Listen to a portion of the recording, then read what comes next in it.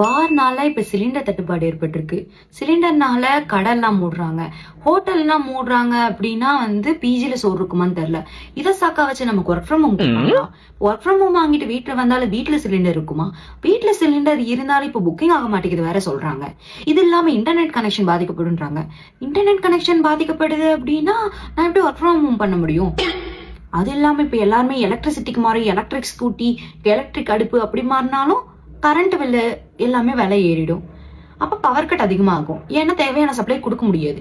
அப்ப power cut அதிகமாச்சு அப்படின்னா ஆல்ரெடி வெயில் காலம் உக்கிரமா வேற இருக்கு. இதுல வேற கரண்ட் அடுப்பை விட்டுட்டு நாங்க விறகடுப்புக்கு மாறுறேன்னு வேற ஹோட்டல் சொல்றாங்க. இப்ப விறகடுப்புக்கு மாறினாங்க அப்படின்னா நிறைய மரத்தை வெட்டுறாங்க.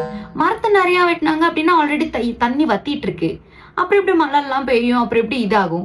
இது இல்லாம பெட்ரோல் டீசல் விலை வேற. பெட்ரோல் டீசல் விலை ஏறினாலே அத்தியாவசிய பொருட்களோட விலை ஏறலாம்ல. அப்ப அத்தியாவசிய பொருட்கள் விலை ஏறிச்சு அப்படின்னா இன்ஃபிளேஷன் எல்லாம் நடக்கும்ல. இன்ஃபிளேஷன் நடந்துச்சு அப்படின்னா நம்ம ஏழையாவும் பணக்காரம் இல்ல, நம்ம ஏழையாதான் இருப்போம். இதனால எக்கனாமி டவுன் ஆகுமோ? என்ன நடக்கும்? என்ன நடக்க காத்திருக்கு? உயிரோட இருப்பமா? ஒன்னும் புரியலையே. தங்க விலை ஏறுமா குறையுமா? அத சொல்லு. ஏமா உனக்கு உன் கவலை, அடுத்த கவலை.